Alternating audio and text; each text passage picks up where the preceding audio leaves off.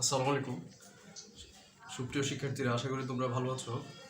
আমি তোমাদেরকে আমার গত ভিডিওতে দুটি অঙ্ক দিয়েছিলাম। তোমরা অঙ্কগুলো করছো কিনা আমি জানি না। তোমরা অঙ্কগুলো যদি করতে তাহলে আমার ইনবক্সে রেজাল্টটা পাঠালে ভালো ছিল, অথবা কমেন্টসের মধ্যে রেজাল্টটা লিখে দিলে বুঝতে পারতাম তোমরা অঙ্কগুলো করতে পারছো কিনা। তোমরা বোর্ডে দেখতে পাচ্ছ আজকে আমি আগে থেকে অনেক কিছু লিখে রাখছি। তার কারণ হচ্ছে যে ক্লাসগুলো অনেক দীর্ঘায়িত হয়ে যায়, যার কারণে তোমরা অনেকে হয়তো বা একটু আমার উপরে হয়তো বা তিক্ততা বোধ হতে পারে তোমাদের। তো সেজন্য আমি আজকে বোর্ডে আগে থেকে অনেক কিছু লিখে রেখেছি। তোমাদের প্রথম যে প্রশ্নটা ছিল ওই প্রশ্ন উত্তরটাও লিখে রেখেছি। আমি ঘাটনিক সংকেত পর্যন্ত তোমাদেরকে দেখিয়েছিলাম। ঘাটনিক সংকেতের পরের যে অংশটা হবে সেই অংশটা এখানে লিখে রেখেছি। ওই অংশটা দেখার এখন দরকার নেই। এখানে তুমি দেখতে পাচ্ছ লেকচার 1 মানে হচ্ছে যে অংশটা লেকচার 1-এরই অংশ। হ্যাঁ, একটু খেয়াল করো আমি এখানে কি কি লিখলাম। দেখো, তোমাকে এই যে উপরের যে বাংলা লেখাটা দেখতে পাচ্ছ এই লেখাটাও কিন্তু লিখতে হবে। তার কারণ হচ্ছে যে তোমার এখানে আমি বরাবরই বলছি প্রশ্নের যে উত্তরটা করতে হয় এটা কিন্তু 3 নাম্বার বা মাঝে মাঝে 4 নাম্বারের জন্য চলে আসে। তো এই যে 3 নাম্বার বা 4 নাম্বার প্রশ্ন, সেজন্য তোমাকে অবশ্যই একটু ডিটেলস লিখতে হবে। দেখা যায় যে তোমরা অনেক সময় এগুলো না লিখলেও নাম্বার দিয়ে দেওয়া হয়, তোমাদের কথা চিন্তা করেই করা হয়ে থাকে। তো সেজন্যই তুমি একটু ডিটেলস লিখলে ভালো হয়। অর্থাৎ আমি এখানে যেভাবে লিখে দিলাম তোমাকে এভাবে লিখলে ভালো হবে, আমার যতটুকু যেটা বিশ্বাস অথবা যেটা মনে হয় আর কি। একটু খেয়াল করবে আমি এখানে কি কি লিখছি, একটু ভালো করে খেয়াল করো। এই রাসায়নিক বিক্রিয়ায় 1 মোল কার্বন কার্বন, এটা ডাবল বন্ড, কার্বন দ্বিবন্ধন কার্বন দ্বিবন্ধন কার্বনের যেহেতু তোমাদের এখানে মান দেওয়া আছে সেজন্য এখন এটাকে 1 মোলই ধরা হচ্ছে। 4 মোল কার্বন হাইড্রোজেন বন্ধন এবং 3 মোল অক্সিজেন বন্ধন ভাঙে। এটা কিন্তু আমরা ঘাটনি সংকেত লেখার মাধ্যমে পেয়ে গেছি। অপরদিকে 4 মোল কার্বন অক্সিজেন এবং 4 মোল অক্সিজেন হাইড্রোজেন বন্ধন নতুন করে গঠিত হয়।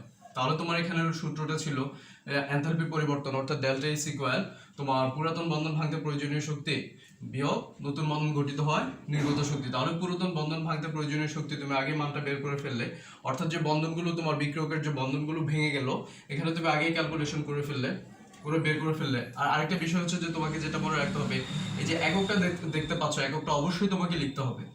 তারপর নতুন বন্ধন গঠিত হয় নির্গত শক্তি, এটাও আমরা বের করলাম। এখানে যে কার্বন আর অক্সিজেন যেটা আছে এটা যেভাবে আছে এভাবেই থেকে যাবে। তার কারণ হচ্ছে যে এখানে তোমাকে প্রশ্নে কার্বন আর অক্সিজেনের বন্ধন শক্তিটা বের করতে বলছে। কার্বন আর অক্সিজেন মূলত তোমার ছিল এখানে 4 মোল, সেজন্য 4 লিখে রাখছি। আর এখানে তোমার ওই যে অক্সিজেন হাইড্রোজেনের যে 4 মোলটা ভাঙছে সেই হিসাবটা করে লিখে রাখছি। তারপর ক্যালকুলেশনটা দেখতে পাচ্ছ তুমি, এখানে ডেল্টা এস এর মান দেওয়া ছিল মাইনাস তোমার 987 কিলোজুল পার মোল। ডেল্টা এস এর জায়গায় তার মানটা বসে যাবে। আর এখানে তুমি ক্যালকুলেশন করে যা ফেলে সেটাই এখানে এটাকে মাইনাস দিয়ে গুণ করে দিলাম, যার কারণে এখানে এটা মাইনাস হয়ে গেল আর এটাও মাইনাস হয়ে গেল। এটা থেকে এটা বাদ দিয়ে দিলে তোমার 1909 আসে। আর এটা যেভাবে আছে এভাবে থাকবে, কারণ এটার মানটা আমরা বের করব। তো এখানে এসে যে কাজটা করলাম দেখো, এটা একবারে করে ফেললাম সংক্ষেপে। এটাকে এদিকে নিয়ে আসলে এটা এদিকে প্লাস হয়ে যাবে, আর এটা তোমার এদিকে মাইনাস আছে, এদিক থেকে এদিকে নিয়ে আসলে তোমার এটা প্লাস হয়ে যাবে। এখানে আমি একদম শর্ট করে ফেললাম যাতে তোমাদেরও লিখতে একটু কম সময় লাগে অথবা কম লিখতে হয়, সেজন্যই। কার্বন আর অক্সিজেনের বন্ধনটা বের করলে চারিদিকে আসলে ভাগাকারে, তাহলে তোমার এখানে কার্বন আর অক্সিজেনের বন্ধন শক্তি দাঁড়ায় তোমার 724 কিলোজুল পার মোল। আর যারা তোমার অঙ্কটা করতে পারোনি তারা একটু দেখে নিবে এটা, আর যারা করছো তারা তো ভালোই, তোমাদেরকে ধন্যবাদ।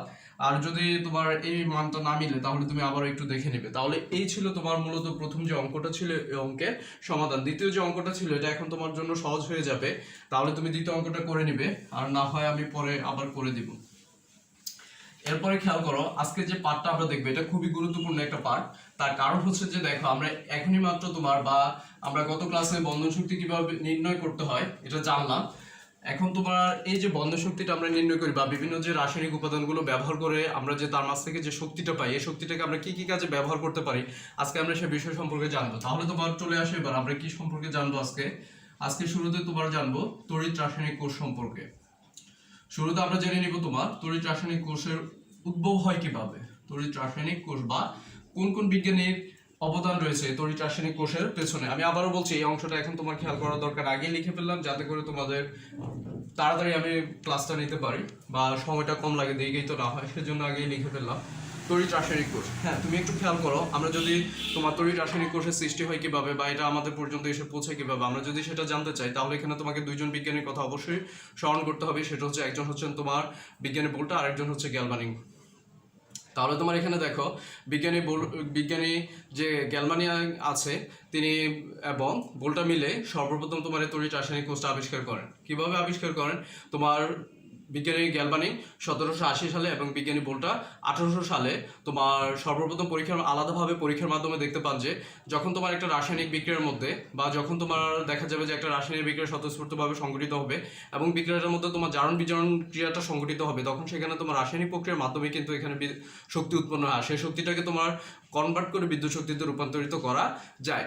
তাহলে এখানে তোমার এই যে বিজ্ঞানী গ্যালভানি এবং বোল্টার এই আবিষ্কারটা, এর মাধ্যমে কিন্তু আমাদের পর্যন্ত এসে আমরা যে তোমার এখন ব্যাটারিগুলো ব্যবহার করি, ব্যাটারিগুলো কিন্তু সেখান থেকে আবিষ্কার হয়ে থাকে। আমরা এখন বিভিন্ন ধরনের ব্যাটারি ব্যবহার করি, যেমন তোমার এখানে আমরা আস্তে আস্তে বিস্তারিত জানতে পারবো। যেমন তোমার গাড়িতে ব্যাটারি ব্যবহার হয়, বড় বড় ব্যাটারিগুলো, অথবা তোমার আইপিএস ইউপিএস এর ব্যাটারি হয়, আবার তোমার ছোট ছোট ব্যাটারি হয় যেমন পেন্সিল ব্যাটারিগুলো হয়, বা আমরা যে রিমোট কন্ট্রোল গাড়ি এগুলো ব্যবহার করি বাচ্চাদের ক্ষেত্রে বা শিশুরা যারা ব্যবহার করে খেলনা গাড়িগুলো, অথবা তোমার রিমোটের মধ্যে আমরা যে ব্যাটারিগুলো ব্যবহার করি এই ব্যাটারিগুলো। তাহলে এভাবে মূলত আমাদের কাছে এই তড়িৎ রাসায়নিক কোষটা চলে আসে। হ্যাঁ, তড়িৎ রাসায়নিক কোষের ক্ষেত্রে তোমার এখানে যে বিক্রিয়াগুলো সংঘটিত হবে, এই বিক্রিয়াটা তুমি দুইভাবে সংঘটিত করতে পারো। এক হচ্ছে যে এখানে যে রাসায়নিক উপাদানগুলো থাকবে তারা নিজেরাই বিক্রিয়ার মাধ্যমে এখানে রাসায়নিক শক্তিটাকে তোমার বিদ্যুৎ শক্তিতে রূপান্তরিত করবে, অথবা তোমার বাইরের পরিবেশ থেকে এখানে বিদ্যুৎ শক্তিটাকে সংযোগ করে দিতে হবে বা সরবরাহ করতে হবে এবং এখানে রাসায়নিক বিক্রিয়াটা সংঘটিত হবে। তাহলে দুইভাবে মূলত এই তড়িৎ রাসায়নিক কোষগুলো কাজ করে থাকে। সেজন্য এই তড়িৎ রাসায়নিক কোষগুলো প্রকারভেদ হয় দুই রকম। এর একটা হচ্ছে তোমার তড়িৎ বিশ্লেষক কোষ আর আরেকটা হচ্ছে গ্যালভানি কোষ। তাহলে চলে আসো, তুমি এখন জানতে পারলে একটা হচ্ছে তোমার তড়িৎ বিশ্লেষক কোষ। শব্দগুলো কিন্তু একটু ভালো করে খেয়াল করতে হবে, তার কারণ হচ্ছে যে এগুলোতে কিন্তু প্যাচ লেগে যায় বা তোমরা অনেক ক্ষেত্রে প্যাচ লাগিয়ে দাও। একটা হচ্ছে তোমার তড়িৎ বিশ্লেষক কোষ আর একটা হচ্ছে গ্যালভানিক কোষ। গ্যালভানিক কোষের কিন্তু আরেকটা নাম আছে, সেটা হচ্ছে ড্যানিয়েল সেল। এখানে দেখো কোষ শব্দটা কিন্তু তোমার জীববিজ্ঞানের সাথে মিলে যাচ্ছে। এখানে যে কোষগুলো নিয়ে আমরা কথা বলছি সেগুলো হচ্ছে তোমার জড়, আর জীববিজ্ঞানে যেগুলো নিয়ে কথা বলে সেগুলো হচ্ছে তোমার জীব। হ্যাঁ, চলে আসে বা তাহলে তড়িৎ বিশ্লেষক কোষ এবং গ্যালভানিক কোষের মধ্যে তোমার পার্থক্যটা কোথায়? তড়িৎ বিশ্লেষক শব্দটা দেখে তুমি বুঝতে পারছো এখানে বাইরের পরিবেশ থেকে তোমার রাসায়নিক বিক্রিয়াটাকে সংঘটিত করার জন্য বিদ্যুৎ শক্তি সরবরাহ করতে হবে। অর্থাৎ তোমার এখানে রাসায়নিক বিক্রিয়াটাকে সংঘটিত করার জন্য বাইরে থেকে তড়িৎ সংযোগ স্থাপন করে দিলে এখানে তোমার দেখা যাবে যে রাসায়নিক বিক্রিয়াটা সংঘটিত হবে। হ্যাঁ, তারপর খেয়াল করো গ্যালভানিক কোষের ক্ষেত্রে এখানে তুমি যে রাসায়নিক উপাদানগুলো ব্যবহার করবে তারা নিজেরাই কিন্তু বিক্রিয়া করবে। বিক্রিয়ার মাধ্যমে এখানে তোমার রাসায়নিক শক্তিটা সরাসরি তোমার বিদ্যুৎ শক্তিতে রূপান্তরিত হবে। তাহলে তোমার এখানে যে ধরনের কোষের মধ্যে যে তড়িৎ রাসায়নিক কোষের মধ্যে রাসায়নিক বিক্রিয়া সংঘটিত করতে বাইরের পরিবেশ থেকে বিদ্যুৎ শক্তি সরবরাহ করতে হয় বা তাপ শক্তি সরবরাহ করতে হয় তাকে বলা হয় তড়িৎ বিশ্লেষক কোষ। আর যে সকল তড়িৎ রাসায়নিক কোষের মধ্যে রাসায়নিক বিক্রিয়া নিজ থেকে স্বতঃস্ফূর্তভাবে সংঘটিত হয় এবং রাসায়নিক শক্তি বিদ্যুৎ শক্তিতে রূপান্তরিত হয় তাকে বলা হয়ে থাকে তোমার গ্যালভানিক কোষ। তাহলে এই ছিল তোমার এই দুই ধরনের কোষ। তারপর চলে আসে এখন আমরা যে বিষয়টা নিয়ে আলোচনা করব সেটা হচ্ছে তোমার বিদ্যুৎ পরিবাহী বা এটাকে তড়িৎ পরিবাহীও বলা হয়। বিদ্যুৎ পরিবাহী, এখানে তোমার অনেক বিশ্লেষণমূলক কথা আছে। আচ্ছা, বিদ্যুৎ পরিবাহী একটু খেয়াল করো। বিদ্যুৎ পরিবাহী বলতে অর্থাৎ যে সকল রাসায়নিক যে উপাদানগুলো হয় যারা বিদ্যুৎ পরিবহনে সক্ষম তাদেরকে মূলত বিদ্যুৎ পরিবাহী বলা হয়ে থাকে। যেমন বিভিন্ন ধরনের রাসায়নিক উপাদান হতে পারে বা ধাতব উপাদানগুলো হতে পারে। বিভিন্ন রাসায়নিক উপাদান বলতে ধরো তোমার গলিত লবণের দ্রবণ, অথবা হতে পারে তোমার যে অ্যাসিডগুলো আছে, আমরা যেটা তোমার নবম অধ্যায়ে পড়ে আসছি, এই যে অ্যাসিডের যে দ্রবণগুলো আছে এগুলোও কিন্তু তোমার জলীয় অবস্থায় অর্থাৎ যখন তারা তোমার আয়নে পরিণত হয় তাদের যে একটা জলীয় দ্রবণ তৈরি হয় তখন কিন্তু তারা বিদ্যুৎ পরিবহনে সক্ষম হয়, কারণ তাদের মাঝে মুক্ত ইলেকট্রন তৈরি হয়ে যায়। এছাড়া যে ধাতব উপাদানগুলো আছে, ধাতব উপাদানগুলো বলতে ধরো তোমার এখানে লোহার দণ্ডগুলো আছে বা ধাতব আরও অন্যান্য দণ্ড আছে, যেমন কপার দণ্ড আছে বা নিকেল দণ্ড আছে বা গ্রাফাইটের যে উপাদানগুলো আছে, গ্রাফাইটটা হচ্ছে কার্বনের একটা রূপভেদ। এই যে গ্রাফাইটটা আছে এই রাসায়নিক উপাদানগুলো কিন্তু তোমার এখানে বিদ্যুৎ পরিবহনে সক্ষম হয়ে থাকে। তাহলে এই যে তোমার উপাদানগুলোর কথা বললাম এটার উপর ভিত্তি করে কিন্তু তাদেরকে তোমার দুই ভাগে ভাগ করে নিতে পারো। এর একটা হচ্ছে তোমার ইলেকট্রনীয় পরিবাহী বলতে পারো আর আরেকটা হচ্ছে তোমার তড়িৎ বিশ্লেষক পরিবাহী বলতে পারো। আমি তোমাকে দেখো শুরুতে যে উপাদানগুলোর কথা বললাম, শুরুতে যে উপাদানগুলো বলতে ধরো তোমার এখানে লবণের যে উপাদানগুলোর কথা বললাম বা অ্যাসিডের যে উপাদানগুলোর কথা বললাম এটাকে বলা হয় তোমার তড়িৎ বিশ্লেষক পরিবাহী। তড়িৎ বিশ্লেষক পরিবাহী।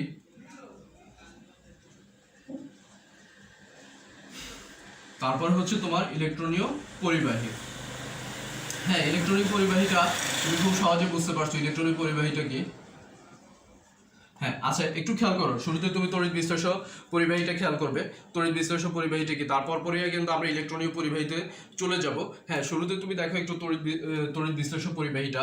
তড়িৎ বিশ্লেষক পরিবাহী বলতে ধরো তোমার এখানে আমি যে রাসায়নিক উপাদানগুলোর কথা বললাম, রাসায়নিক উপাদান বলতে ধরো তোমার এখানে লবণের কথা বললাম বা অ্যাসিডের কথা বললাম, যেমন সোডিয়াম ক্লোরাইড হতে পারে, কপার সালফেট হতে পারে, জিঙ্ক সালফেট হতে পারে, ম্যাগনেসিয়াম সালফেট হতে পারে, বা তোমার অ্যাসিড হিসেবে হাইড্রোক্লোরিক অ্যাসিড হতে পারে, সালফিউরিক অ্যাসিড হতে পারে, বা তোমার নাইট্রিক অ্যাসিড হতে পারে। এই জাতীয় যে রাসায়নিক উপাদানগুলো আছে যারা তোমার বিয়োজিত হওয়ার পর তাদের মাঝে মুক্ত ইলেকট্রন তৈরি হবে এবং তারা বিদ্যুৎ পরিবহনে সক্ষম হবে, তাদেরকে বলা হয়ে থাকে তড়িৎ বিশ্লেষক পরিবাহী।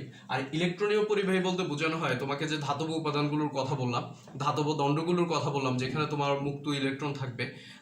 তোমার উপরের যে তড়িৎ বিশ্লেষক পরিবাহী তাদের মাঝেও কিন্তু মুক্ত ইলেকট্রন থাকে, আর নিচের যেটা আছে যেটা ইলেকট্রনীয় পরিবাহী বলতে বললাম, যেটা ইলেকট্রনীয় পরিবাহীর ক্ষেত্রে তোমার এখানে ধরো ধাতব যে উপাদানগুলো হয়ে থাকে, ধাতব দণ্ড বা তোমার হতে পারে কপার দণ্ড বা জিঙ্ক দণ্ড, বা তোমার হতে পারে নিকেল দণ্ড, বা তোমার গ্রাফাইটের যে কথা বললাম, এগুলো হচ্ছে তোমার ইলেকট্রনীয় পরিবাহী।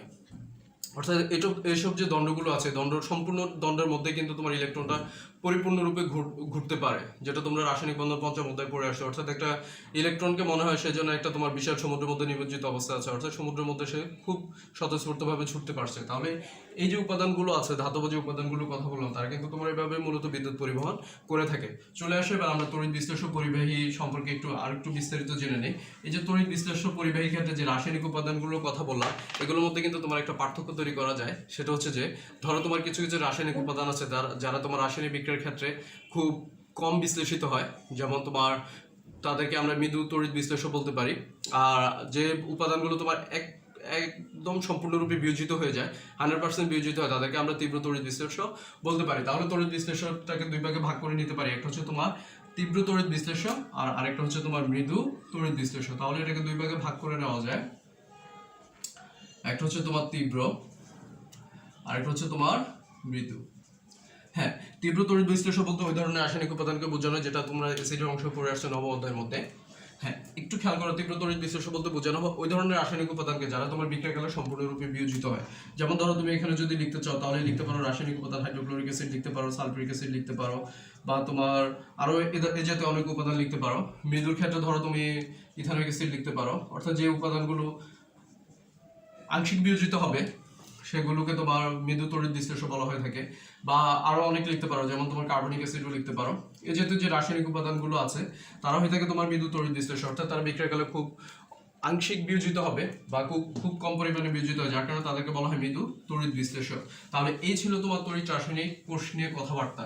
এখন আমরা যে জিনিসটা দেখবো সেটা হচ্ছে যে তোমার খুবই গুরুত্বপূর্ণ একটা অংশ নিয়ে দেখবো, আর সেটা হচ্ছে যে তোমার গলিত সোডিয়াম ক্লোরাইডের তড়িৎ বিশ্লেষণের কৌশলটা একটু দেখবো আমরা। তবে তার আগে আরেকটা বিষয় সম্পর্কে একটু জেনে নেই। এখনই তোমার এই যে চিত্রগুলো দেখতে পাচ্ছ, এই চিত্রগুলো কিন্তু আমাদের ব্যবহার হতে শুরু হবে।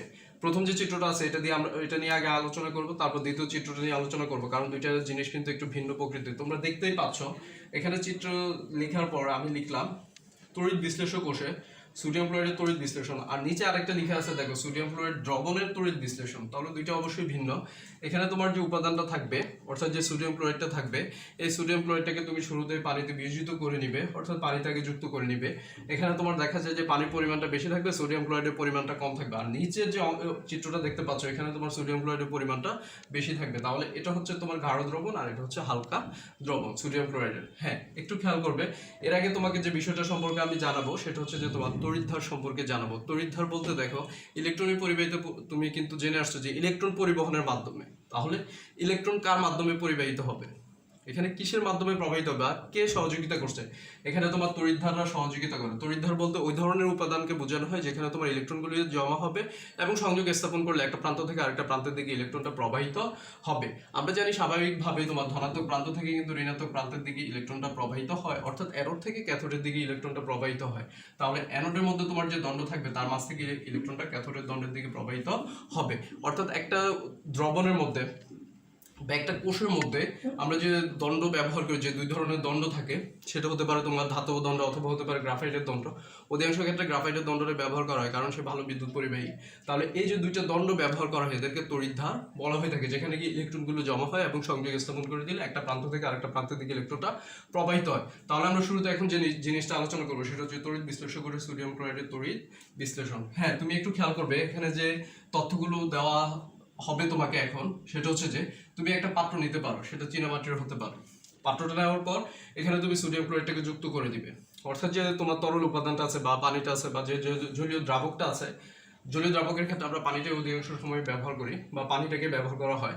এই পানির মধ্যে তুমি আগে সোডিয়াম ক্লোরাইডটাকে দিয়ে দিবে, তাহলে সোডিয়াম ক্লোরাইডটা এখানে দ্রবীভূত হওয়ার মাধ্যমে তার একটা দ্রবণ তৈরি করবে। তাহলে এবার চলে আসো আমরা একটু বিক্রিয়ায় চলে যাই। এখানে আমরা NaCl দিলাম, দেওয়ার পর তার মাঝে পানিটাকে যোগ করে দিলাম, তাহলে সে তার একটা জলীয় দ্রবণ তৈরি করবে এবং সে বিয়োজিত হওয়ার মাধ্যমে এখানে তোমার সোডিয়াম আয়নে পরিণত হবে এবং ক্লোরাইড আয়নে পরিণত হবে। এখন তোমার প্রশ্ন হচ্ছে যে এখানে সোডিয়াম আয়ন এবং ক্লোরাইড আয়ন সম্পূর্ণ পাত্রটার মধ্যে কিন্তু তোমার বিয়োজিত অবস্থায় থাকবে, সম্পূর্ণ পাত্রের মধ্যেই থাকবে। শুধুমাত্র যে এই দণ্ডের দিকে অর্থাৎ ক্যাথোডের দিকে যে সোডিয়াম থাকবে তা কিন্তু না, বা তোমার অ্যানোডের দিকে যে ক্লোরাইড প্রান্ত থাকবে তা কিন্তু না। তুমি যখন দ্রবীভূত করবে তখন কিন্তু এই আয়নগুলো সম্পূর্ণ পাত্র জুড়েই থাকবে। যখন তুমি এখানে ব্যাটারি কর্তৃক সংযোগটাকে স্থাপন করে দিবে বা বাইরের থেকে তোমার তড়িৎ পরিবহন করবে, তখনই মাত্র তোমার এই সোডিয়ামের যে আয়নগুলো আছে, এই সোডিয়ামের আয়নগুলো তোমার ক্যাথোড প্রান্তের দিকে আকৃষ্ট হবে, আর ক্লোরাইডের যে আয়নগুলো আছে সেগুলো অ্যানোড প্রান্তের দিকে আকৃষ্ট হবে। কখন হবে? যখন তুমি এখানে ব্যাটারি কর্তৃক সংযোগটাকে স্থাপন করে দিবে। হ্যাঁ, ব্যাটারি সংযোগটা একটু খেয়াল করো তাহলে। এটা হচ্ছে ব্যাটারির ধনাত্মক প্রান্ত, যার সাথে তোমার এই তড়িৎধারের ধনাত্মক অংশটাকে যুক্ত করে দেওয়া হয়। এটা হচ্ছে তোমার ব্যাটারির ঋণাত্মক প্রান্ত, যার সাথে তোমার তড়িৎধারের ঋণাত্মক অংশটাকে যুক্ত করে দেওয়া হয়। তাহলে এখন তুমি একটু হয়তো বা দ্বিধা তৈরি হয়ে যাবে যে এখানে ব্যাটারির ধনাত্মক প্রান্তের সাথে তড়িৎধারের ধনাত্মক প্রান্ত যুক্ত করে দিলাম, আবার এখানে তোমার ব্যাটারি ঋণাত্মক প্রান্তের সাথে তড়িৎধারের ঋণাত্মক প্রান্ত যুক্ত করে দিলাম। তাহলে এটা কিভাবে হলো? এটা কারণটা তোমাকে আমি বলে দিচ্ছি। দেখো, কারণ হচ্ছে যে তুমি যদি এখানে ধরো বিপরীত চার্জকে যুক্ত করে দাও, তাহলে কিন্তু তারা একে অপরকে আকর্ষণ করে আগে তো তাদের মাঝে বিক্রিয়াটা সংঘটিত হয়ে গেল। তাহলে এখানে তারা কিন্তু আর ইলেকট্রন পরিবহন করলো না ওই পাত্রটা থেকে বা ওই দ্রবণটা থেকে, যার কারণে এখানে তোমার একই রকম চার্জ সংযোগ স্থাপন করে দেওয়া হয়। ফলে এখানে যে তোমার রাসায়নিক বিক্রিয়াটা সংঘটিত হলো, এই রাসায়নিক বিক্রিয়াটা সংঘটিত হওয়ার পর এখানে কিন্তু তারা একই রকম হওয়ার কারণে একে অপর থেকে মুক্ত অবস্থায় থাকবে, যার কারণে এখান থেকে তারা আবার ইলেকট্রনটাকে গ্রহণ করবে এবং ক্যাথোডের দিকে সেটাকে পৌঁছে দিবে। হ্যাঁ, এভাবেই মূলত বিক্রিয়াটা সংঘটিত হয়ে থাকে। তাহলে তুমি এখন একটু খেয়াল করে দেখো, আমি বা এখানে তুমি বিক্রিয়াটা একটু খেয়াল করলে দেখতে পাবে এই যে Cl মাইনাসটা দেখতে পাচ্ছ, এই মাইনাস মানে কি আর এই Na প্লাস মানে কি। তাহলে তোমার এই যে Cl মাইনাসটা আছে তার বিক্রিয়াটা সংঘটিত হয় তোমার অ্যানোড প্রান্তে, অর্থাৎ এটা হবে তোমার অ্যানোড বিক্রিয়া। হ্যাঁ, তোমাকে এবার পরিচয় করিয়ে দিতে হবে অ্যানোড প্রান্তটা কি বা অ্যানোডটা কি, আর সোডিয়ামটা হবে ক্যাথোডে। তুমি অবশ্যই জানো বা আমি তোমাকে এখনই জানিয়ে দিচ্ছি, সেটা হচ্ছে যে ঋণাত্মক চার্জ বিশিষ্ট আয়নকে বলা হয় অ্যানায়ন, তাহলে সে অ্যানায়ন। আর ধনাত্মক চার্জ বিশিষ্ট আয়নকে বলা হয় ক্যাটায়ন। অ্যানায়ন মনে রাখবে সবসময় অ্যানোড প্রান্ত কর্তৃক আকৃষ্ট হবে, অর্থাৎ ধনাত্মকের দিকে, কারণ আমরা জানি বিপরীত ধর্মী চার্জ পরস্পরকে প্রবলভাবে আকর্ষণ করে। তাহলে এই ঋণাত্মকটা অবশ্যই তোমার তড়িৎধারের ধনাত্মকের সাথে যুক্ত হবে বা ধনাত্মক কর্তৃক আকৃষ্ট হবে। আর ক্যাথোড বলতে ক্যাটায়নটা হচ্ছে যে ধনাত্মক চার্জ বিশিষ্ট আয়নকে ক্যাটায়ন বলে, আর ক্যাটায়ন সবসময় তোমার ক্যাথোড প্রান্ত কর্তৃক আকৃষ্ট হবে, কারণ এই ধনাত্মকটা সবসময় তোমার ঋণাত্মক কর্তৃক বা বিপরীত ধর্মী চার্জ কর্তৃক আকৃষ্ট হবে, তাও আবার প্রবলভাবে হবে। তাহলে এখানে দেখো এই যে ক্লোরাইড আয়নটা দেখতে পাচ্ছ, এখানে আসলে মূলত তার মাঝে একটা ইলেকট্রন বেশি আছে। তাহলে যেহেতু সেই ইলেকট্রন বেশি আছে, সেই বিক্রিয়াকালে অবশ্যই তোমার কি করবে, ইলেকট্রনটাকে ত্যাগ করে দিবে। তাহলে এই ক্লোরাইড আয়নটা এখানে ইলেকট্রন ত্যাগ করে দিল, ত্যাগ করে ক্লোরিন পরমাণুতে পরিণত হলো এবং পরবর্তীতে এসে তোমার একটা ক্লোরিন পরমাণু আরেকটা ক্লোরিন পরমাণুর সাথে যুক্ত হওয়ার মাধ্যমে এখানে ক্লোরিনের অণু গঠন করবে। ক্লিয়ার তোমার? হ্যাঁ, এরপরে দেখো এই যে সোডিয়ামটা দেখতে পাচ্ছ, ক্লোরিন যে ইলেকট্রনটা ত্যাগ করে দিল, সে কোথায় ত্যাগ করলো? এই যে তোমার অ্যানোড তড়িৎদ্বার ধনাত্মক যে প্রান্ত আছে তার মাঝে ত্যাগ করলো। এই ত্যাগকৃত ইলেকট্রনটা কি হবে, ক্যাথোডের দিকে যেতে থাকবে। সংযোগ স্থাপন করা মাত্রই সে ক্যাথোডের দিকে প্রবাহিত হবে, কারণ ক্যাথোডটা হচ্ছে কি তোমার ঋণাত্মক। হ্যাঁ, এখান থেকে যখন তোমার ইলেকট্রনটা এদিকে চলে আসবে, ক্যাথোড কর্তৃক আকৃষ্ট হবে, ক্যাথোডের দিকে আসার পর এই ক্যাথোডের মধ্য দিয়ে ইলেকট্রনটা এসে এই তড়িৎদ্বারে জমা হবে। তখন এখান থেকে সোডিয়াম আয়নটা ইলেকট্রনটাকে গ্রহণ করবে, গ্রহণ করে সোডিয়াম মুক্ত ধাতুতে পরিণত হবে। বুঝতে পারছো তাহলে? হ্যাঁ, এবার চলে আসো তোমার এখানে যে পাত্রের মধ্যে ক্লোরিনটা উৎপন্ন হচ্ছে সেটা তুমি পরীক্ষা করবে কিভাবে। এটারও একটা পরীক্ষার ব্যবস্থা আছে।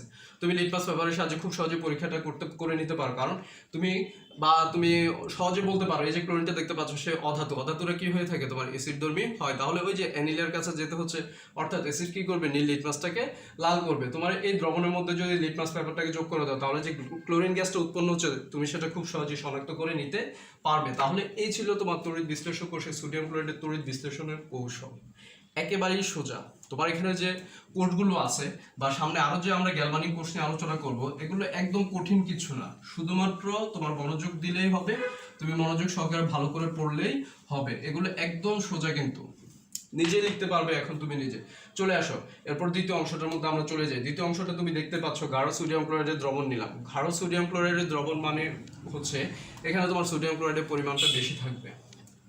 আর সোডিয়াম ক্লোরাইড দ্রবণের তড়িৎ বিশ্লেষণ দেখতে পাচ্ছ এখানে। তাহলে আমরা এখানে সোডিয়াম ক্লোরাইডের দ্রবণের তড়িৎ বিশ্লেষণের পরীক্ষাটা করে নিব।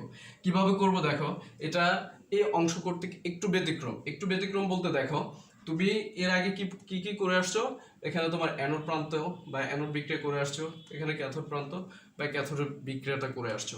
তবে এখানে নতুন কিছু কাজ করতে হবে, এখানে তোমাকে নতুন একটা শব্দ কিছু যোগ করতে হবে, যেমন অ্যানোড তড়িৎদ্বারের মধ্যে জারণ বিক্রিয়া আর ক্যাথোড তড়িৎদ্বারের মধ্যে বিজারণ বিক্রিয়া।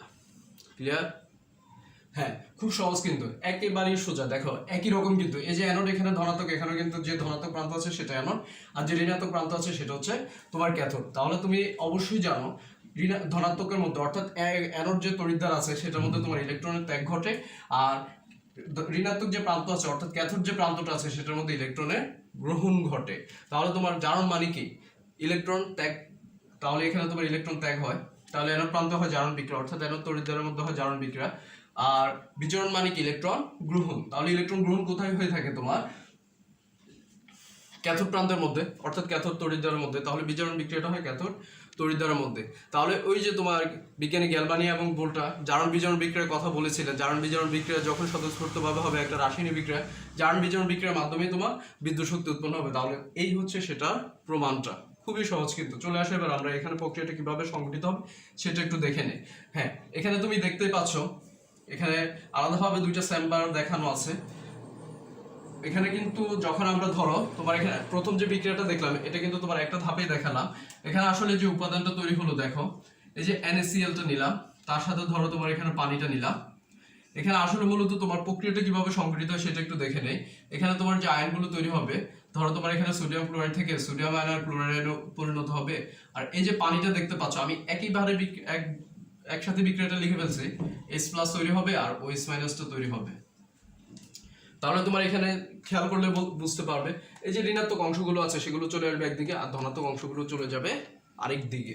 হ্যাঁ, এই কারণে তোমার এখানে কিন্তু এই যে তড়িৎধারের কথা বললাম, অর্থাৎ জারণ বিজারণ বিক্রিয়া সংঘটিত হয় সেই কথা বললাম, এই কারণে কিন্তু কথাটা এখানে চলে আসলো। এখানে কিন্তু এরকম না, এখানে ছিল সোডিয়াম আয়ন আর ছিল ক্লোরাইড আয়ন, পরিমাণে কম ছিল, যার কারণে তারা দুইভাবে আলাদা করে বিক্রিয়াটা সংঘটিত করে ফেলে। এখানে কিন্তু তোমার সোডিয়াম ক্লোরাইডের পরিমাণটা বেশি ছিল, যার কারণে এখানে তোমার পানিটা বিয়োজিত হয়েছে হাইড্রোজেন আয়ন এবং হাইড্রোক্সিল আয়নে পরিণত হয়, যার কারণে এখানে তোমার দুইটা ঋণাত্মক প্রান্ত এবং দুইটা ধনাত্মক প্রান্ত তৈরি হয়ে যায়। চলে আসো এবার আমরা শুরুতেই দেখে নেব অ্যানোড তড়িৎধারের মধ্যে জারণ বিক্রিয়াটা কিভাবে সংঘটিত হবে আর ক্যাথোড তড়িৎধারের মধ্যে বিজারণ বিক্রিয়াটা কিভাবে সংঘটিত হবে। তুমি অবশ্যই বই খাতা কলম নিয়ে থাকবে, আর এগুলো অবশ্যই তোমাকে সাথে সাথে লিখতে হবে। তুমি যখনই যেটা পড়বে এটা লিখতেই হবে। বিজ্ঞান শিক্ষার সহজ উপায় হচ্ছে লেখা। অ্যানোড তড়িৎদ্বার না লিখলে কিন্তু কিছুই পারবে না। জারণ বিক্রিয়া, একটু খেয়াল করো। তাহলে এখানে তোমার কি হবে? জারণ বিক্রিয়া হবে। তো জারণ মানে হচ্ছে ইলেকট্রন ত্যাগ। এখন কি ক্লোরাইড এবং হাইড্রোক্সিল উভয় কি একসাথে ইলেকট্রন ত্যাগ করবে? তা কিন্তু না। তাহলে তোমাকে নতুন আরো কিছু বিষয় সম্পর্কে জানতে হবে, যেটা আমি একটু পরে আলোচনা করব, কারণ এখন আলোচনা করলে এটা ভালো বুঝতে পারবে না।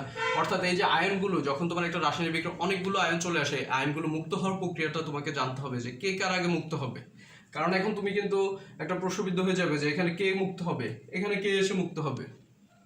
এটা আসলে নির্ভর করে কে কার আগে ইলেকট্রন ত্যাগ করবে আর কে কার আগে ইলেকট্রন গ্রহণ করবে। তাহলে এখানে তোমার শুরুতে ক্লোরাইড এবং হাইড্রোক্সিল নিয়ে আলোচনা করতে হবে। তাহলে এখন তুমি দেখো তোমাদের কিন্তু এই অষ্টম অধ্যায়ের মধ্যে তড়িৎ রাসায়নিক একটা সারণী দেওয়া ছিল, অর্থাৎ তোমার এখানে সক্রিয় ধাতু এবং যে আয়নগুলো আছে, ধাতব আয়ন এবং অধাতব আয়নগুলোর একটা রাসায়নিক সারি দেওয়া ছিল, সেখানে তোমাকে যেতে হবে। হ্যাঁ, একটু খেয়াল করো, আমরা যদি সেই সারণীটার মধ্যে যাই তাহলে দেখতে পাবো যে হাইড্রোক্সিল এবং ক্লোরাইড আয়নের মধ্যে একটু তফাৎ আছে। তফাৎ বলতে দেখো, তোমাকে আমি বলি, এই যে ক্লোরাইড আয়নটা দেখতে পাচ্ছ এবং হাইড্রোক্সিল আয়নটা দেখতে পাচ্ছ, এর মাঝে কিন্তু তোমার হাইড্রোক্সিল আয়নটা আগে ইলেকট্রনটাকে ত্যাগ করার কথা, কিন্তু এখানে তোমার এই হাইড্রোক্সিল আয়ন অপেক্ষা ক্লোরাইড আয়নের পরিমাণটা বেশি, কারণ সে তুমি গাঢ় উপাদানটা নিলে, যার কারণে এখানে ক্লোরাইড আয়নের পরিমাণটা বেশি হওয়ার কারণে এখানে হাইড্রোক্সিল আয়ন কিন্তু তার আগে ইলেকট্রন দিতে পারবে না। তাহলে এখানে ইলেকট্রন আগে ত্যাগ করবে কে? ক্লোরাইড আয়ন আগে ইলেকট্রন ত্যাগ করবে। তাহলে এখানে যদি তোমার ক্লোরাইড আয়ন ইলেকট্রনটা ত্যাগ করে দেয়, তাহলে সেই ইলেকট্রন ত্যাগ করে দিল, ত্যাগ করার মাধ্যমে কি হয়ে গেল? সে ক্লোরিন পরমাণু হয়ে গেল, এবং পরবর্তীতে একটা ক্লোরিন পরমাণু আরেকটা ক্লোরিন পরমাণুর সাথে যুক্ত হওয়ার মাধ্যমে এখানে কিন্তু ক্লোরিনের গ্যাসীয় উপাদান অর্থাৎ ক্লোরিনের অণুটা তৈরি হয়ে গেল। তাহলে তোমার এখানে হাইড্রোক্সিলটা কি করবে? সে কিন্তু ইলেকট্রন ত্যাগ করতে পারলো না, তাহলে সে দ্রবণের মধ্যেই থেকে যাবে। তারপরে দেখো, এবার যদি তোমাকে আমি ক্যাথোড তড়িৎদ্বারা বিজারণ বিক্রিয়াটা দেখাই, ক্যাথোড তড়িৎদ্বার বিজারণ বিক্রিয়া, আমি খুব চেষ্টা করি ক্লাসগুলোকে শর্ট করার জন্য, কিন্তু পারি না। এই যে ইনফরমেশনগুলো দিতে গিয়ে কিন্তু তোমাদের একটু ক্লাসগুলো দীর্ঘায়িত হয়ে যায়। তারপর মনোযোগ দিয়ে দেখার চেষ্টা করবে। আমি আশা করে রাখি যে তোমরা অনেক কিছুই শিখতে পারবে, আর আস্তে আস্তে তুমি বেসিকটা ডেভেলপ করার চেষ্টা করবে, যাতে করে তোমার কোথাও গিয়ে বাধা সৃষ্টি না হয়। হ্যাঁ, বিজারণ প্রক্রিয়াটা আগে তোমাকে জানতে হবে। বিজারণ মানে হচ্ছে কি? ইলেকট্রন গ্রহণ। তাহলে এখানে তোমার যে আমরা ক্যাথোড তড়িৎদ্বার দেখতে পাচ্ছি, এই ক্যাথোড তড়িৎদ্বার কি করবে? বিক্রিয়ার স্থল থেকে সেই ইলেকট্রনটাকে গ্রহণ করবে। তাহলে কিভাবে গ্রহণ করবে? ওই যে অ্যানোড তড়িৎদ্বার কর্তৃক ইলেকট্রনটাকে গ্রহণ করবে। এখানে যখন ইলেকট্রনগুলো এসে জমা হবে, তখন এখানে যে ধনাত্মক আয়ন আছে, সে কিন্তু ইলেকট্রনটাকে গ্রহণ করে সে মুক্ত হয়ে যাবে। তাহলে এখানে তুমি দেখতেই পাচ্ছ ধনাত্মক আয়ন হচ্ছে দুইটা। তাহলে এই ধনাত্মক আয়ন দুইটা, তাহলে কে কার আগে ইলেকট্রন গ্রহণ করবে? এখন তোমার এটা প্রশ্ন একটা, একটু খেয়াল করো, কে কার আগে গ্রহণ করবে? দেখো, এই যে তোমার হাইড্রোজেন এবং সোডিয়াম আছে, এর মাঝে কিন্তু সোডিয়ামটা সক্রিয়, হাইড্রোজেনটা সক্রিয় না সোডিয়ামের মতো, কারণ হাইড্রোজেনের অবস্থান নিয়ে কিন্তু তোমার দ্বিমত আছে, সে ধাতু অধাতু উভয়রূপে আচরণ করতে ক্ষমতা রাখে। তো এই কারণে তোমার দেখা যায় যে এখানে সোডিয়াম অপেক্ষা হাইড্রোজেনটা কি করবে? ক্যাথোড তড়িৎদ্বার কর্তৃক ইলেকট্রনটাকে আগে গ্রহণ করে ফেলবে। তাহলে এখানে তোমার কি করলো? হাইড্রোজেনটা আগে তোমার কি করলো? ওই যে অ্যানোড তড়িৎদ্বার যে ইলেকট্রনটাকে ত্যাগ করে দিল, সে গ্রহণ করে নিল। গ্রহণ করার মাধ্যমে সেখানে তোমার শুরুতে হাইড্রোজেনের পরমাণু তৈরি করবে, এবং একটা হাইড্রোজেন পরমাণু আরেকটা হাইড্রোজেন পরমাণুর সাথে যুক্ত হওয়ার মাধ্যমে হাইড্রোজেন অণুটা গঠন করে নিবে, অর্থাৎ এখানে তোমার গ্যাসীয় উপাদান তৈরি হয়ে যাবে। তাহলে এই যে গ্যাসীয় উপাদান দুইটা তৈরি হয়ে গেল, এই দুইটা উপাদান কি করবে? এখান থেকে এই যে আলাদা দুইটা চেম্বার ছিল, এই চেম্বারগুলো থেকে আস্তে আস্তে তারা তোমার উদ্দীপ হওয়ার কারণে, গ্যাসীয় উপাদান হওয়ার কারণে তারা চলে যাবে। তাহলে এখানে বাকি থাকে কে? দেখো তো একটু খেয়াল করে, এখানে আমাদের যে উপাদানগুলো বাকি ছিল সেটা হচ্ছে, একটা হচ্ছে হাইড্রোক্সিল আয়ন, একটা হচ্ছে তোমার সোডিয়াম আয়ন। তাহলে পরবর্তীতে তোমার যে অবশিষ্ট উপাদানগুলো আছে, অর্থাৎ সোডিয়াম আয়ন এবং হাইড্রোক্সিল আয়নের মধ্যে বিক্রিয়াটা সংঘটিত হওয়ার মাধ্যমে এখানে তোমার তৈরি হয়ে যাবে সোডিয়াম হাইড্রোক্সাইড। তাহলে এই হচ্ছে তোমার কস্টিক সোডা বা জীবাণুনাশক, যেটাকে আমরা বলি। তাহলে এটা তুমি এটা আরো একটা প্রস্তুতি পাবে, সেটা হচ্ছে তোমার দশম অধ্যায় খনিজ সম্পদ ধাতু ধাতুর মধ্যে গেলে সোডিয়াম হাইড্রোক্সাইড আরেকটা প্রস্তুতি দেখতে পাবে। ক্লিয়ার সবার? তাহলে এই ছিল তোমার মূলত আজকের আলোচনা। ঠিক আছে, তাহলে অসংখ্য ধন্যবাদ সবাইকে, ভালো থাকবে সবাই। আর তোমরা মনোযোগ সহকারে পড়াশোনা করো, ভালো করে, একদম ভালো করে পড়াশোনা করো। আমার মনে হচ্ছে যে তোমরা পড়াশোনাটা কমিয়ে দিয়েছো, আমার যেটা মনে হয় আর কি। তুমি সময়কে যত বেশি গুরুত্ব দিবে, তুমি তত গুরুত্বপূর্ণ একজন মানুষ হতে পারবে। ভালো থাকবে সবাই, সবাইকে অসংখ্য ধন্যবাদ। আসসালামু আলাইকুম।